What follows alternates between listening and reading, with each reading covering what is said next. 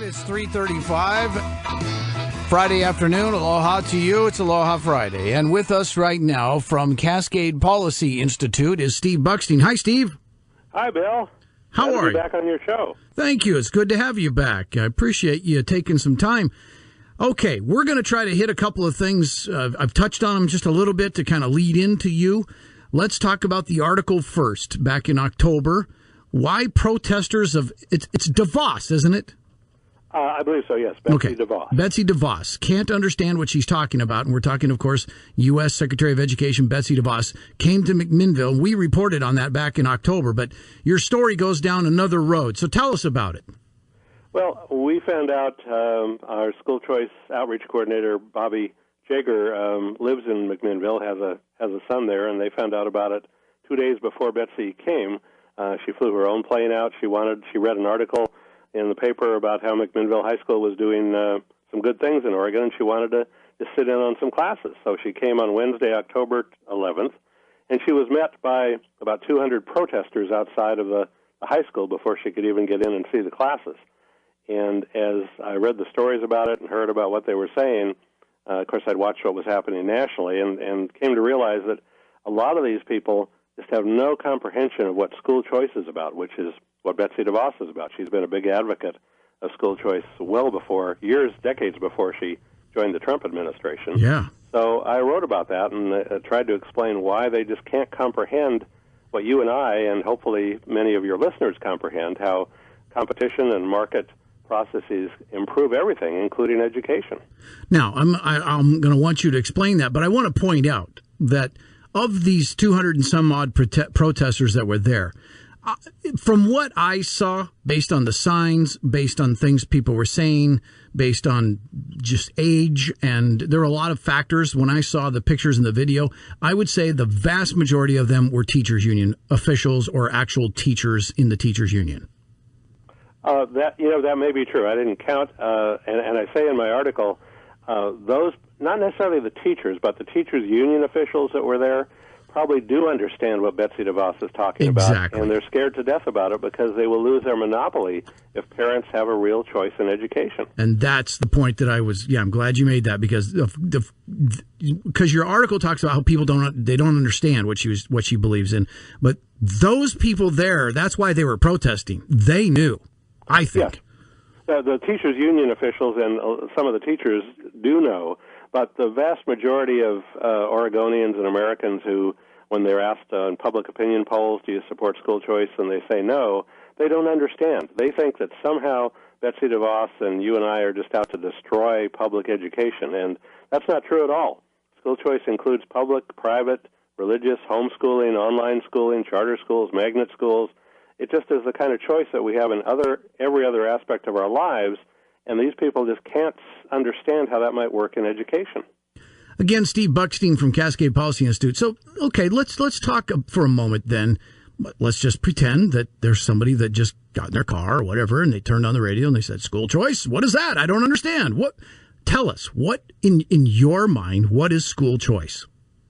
Well, there are a number of ways to describe it, but one way I describe it is if they just heard on the radio about school choice, think about where they shop for groceries every week. Are they required by the government to go to the nearest grocery store? Let's say that's Fred Meyer. Do they have to shop at Fred Meyer, or do they have to move their home closer to a Safeway if they want to shop at Safeway? Of course not. People couldn't even comprehend that. We can all shop anywhere we want for clothing, for food, for staples, for appliances, cars, whatever we want, except for education. And in education in this country for 100 years, basically what your zip code is determines where the government says you have to go to school unless you're well off enough to pay the taxes and tuition for another school. And most people aren't that well off. So the teachers union basically has a monopoly. They get paid whether your kids learn or not. But the local Fred Meyer clerk, if you don't have to shop at Fred Meyer, they have to meet your needs. They have to listen to what you're interested in, or they lose your business. The public schools haven't up until now had to worry about that. Why? Okay, so why this setup? What started it? Why are schools set by it's the one where you live close to? Where did it come from? Well, historically, part of it was just local communities would set up their own school, and there was only one. It was technically probably not even a government school. I mean, the teacher lived with a local family. The community got together and provided, generally female, with the supplies that she needed and maybe a small salary. And that morphed basically into a school system that the people that thought that they needed tax money to pay for it thought the most efficient way to do it was simply to say, where you live determines where you go to school, because obviously if you know how many kids live in a certain zip code, let's say, or a certain small town, then you know how many kids to plan for in the building. And obviously, the bureaucrats who run these systems want certainty. They want to know how many kids are going to show up on the first week in September or whenever school starts. And so they know how many teachers to hire, how many books to buy. It's a nice world, but it doesn't exist anywhere else. Nobody in your local Fred Meyer knows if anybody is going to walk in the door tomorrow morning. Obviously, through history, they have a pretty good idea, but if they don't meet the demands of their consumers, they could be out of business, and that's better for us, the consumers. So in the public school system, it's all built around what's good for the employees, what's good for the teachers, what's good for the teachers' union, what's good for the bureaucrats. And unfortunately, the reason they don't have to care about the families is that most of their money comes from 91 people in Salem, and you're one of them. Yeah. Thanks for the reminder. The majority of their money from the common school fund, or from the allocation from the general fund, I should say, that's voted on by the legislature and signed by the governor. So their customers are 91 people in Salem instead of the parents who should be the customers. So, Steve Buckstein, Cascade Policy Institute. Okay, so I hear a lot, again, because I'm one of those 91 people, one of the things that I get beat into my head all the time by those who, oppose school choices, but it's unfair. It's going to leave the kids in the inner city, at the worst schools, and the rich white kids are all going to go to the best schools in the world. Why? What's with that argument? That's what we already have. The people that are low income, minorities oftentimes, and less educated low income people can only afford homes in quote-unquote the bad neighborhoods, which quote-unquote have the bad schools. It's the wealthy folks who can live anywhere they want. They can buy a home near a good school that they think is good, or they can send their kids to a private school and pay the taxes to Salem and to their local property taxes, and pay the tuition to a private school anywhere they want. They can afford the transportation. They can afford the tuition. So what those people are worried about is what we have today. We have segregation in effect based on income. And what we're saying is that real school choice would say, okay, the 91 people in Salem decide that they're going to spend $8 billion or $9 billion a biennium, whatever it is, on public education.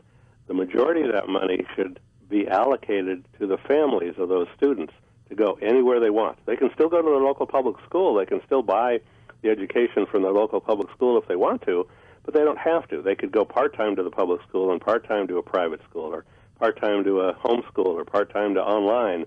You mix and match. We don't all buy our groceries at one store all the time. Nope. Sometimes we go to a specialty store, or we go to, wherever. We go to Starbucks for a drink. Mm-hmm. That world doesn't exist in education for most people because they can't afford it. All right, and that's you partly answered what was going to be my next question, and that is, if Steve Buckstein could wave his magic wand and make school choice happen in Oregon tomorrow, what would that look like?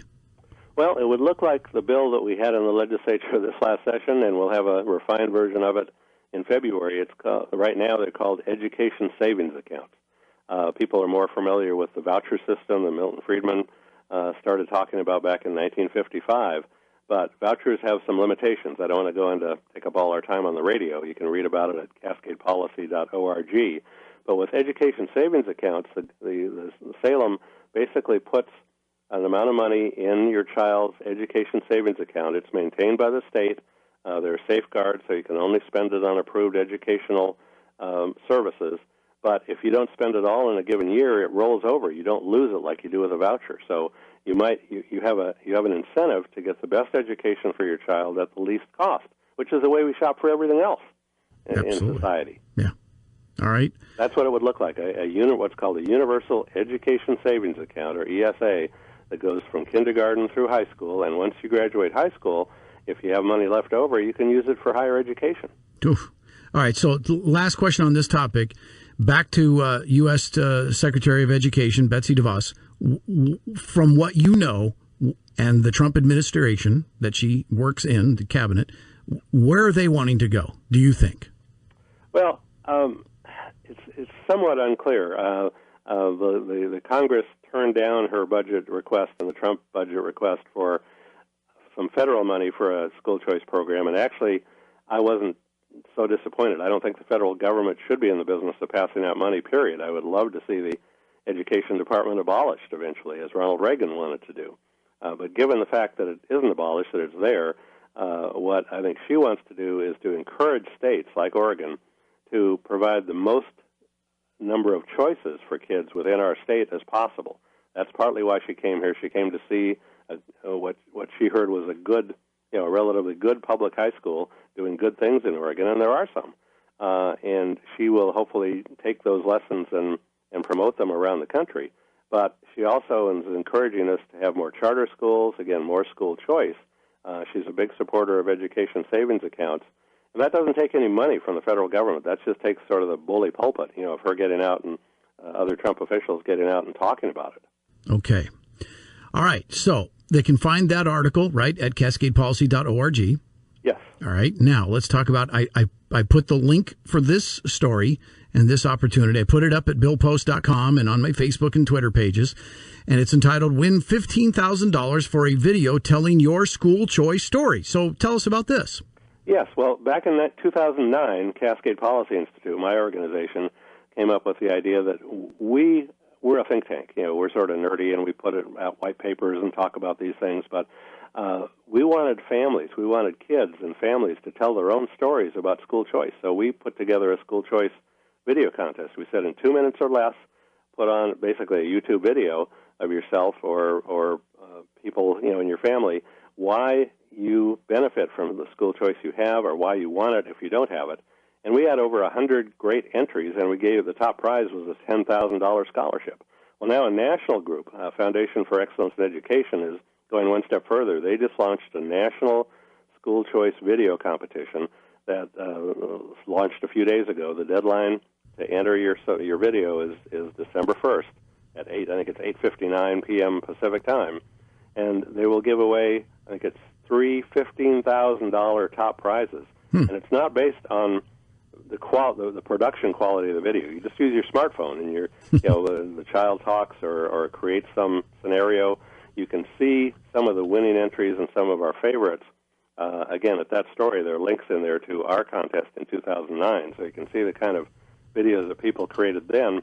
Come up with a story, why you want school choice, why, what benefit you get from school choice. Submit them to the national group. We'd love if people would also send them to Cascade, but we'll see them after the contest ends in December.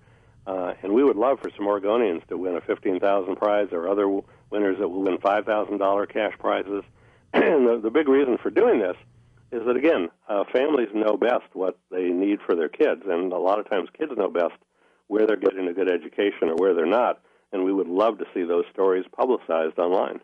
All right. Well, then there we go. It's, again, it has a long title, so I've made it very simple. It's at billpost.com under the featured post today. It says, win $15,000 for a video telling your school choice story. It's very simple, very easy to find. Right. Click there, and then the links are all there. Once you open the story up, you'll see all kinds of links, and enter here and enter today and all that stuff, and a description of the 2009 contest and links, and everything you need is there. And I think this is pretty cool. I mean, we're talking public school, open enrollment, charter, magnet, private school, virtual, blended, or homeschool, just pretty much anybody. Everything and anybody, even if you don't have kids at home, but you have a good reason for wanting school choice in Oregon, shoot a video, tell your story. Yeah, it's a great opportunity.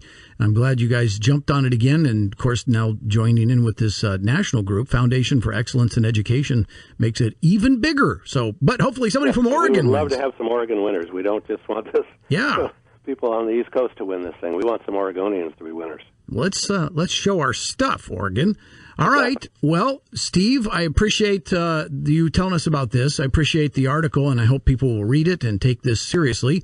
And I don't know. I always want to say there's a call to action. Is there, besides the video, is there a call to action on school choice? Yes. The other thing is that if people want to be on our mailing list to know what's happening, we're going to see if we can get a hearing on our school choice education savings account bill in the legislature when it opens in February.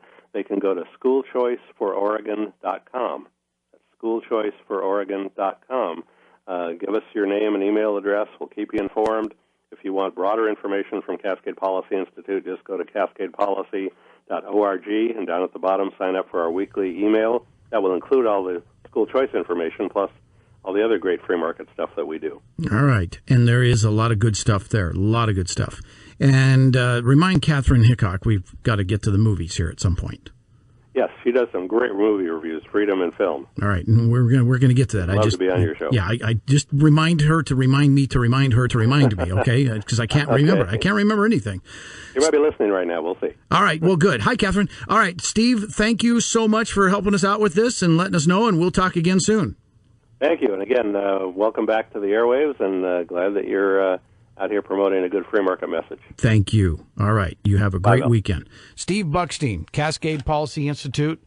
Really, the conservative think tank in Oregon. And as he said, they kind of are, they're sort of nerdy and sort of write papers and all that sort of thing, but it's good stuff. Somebody's got to do that. And I'm glad they're there for you and for me.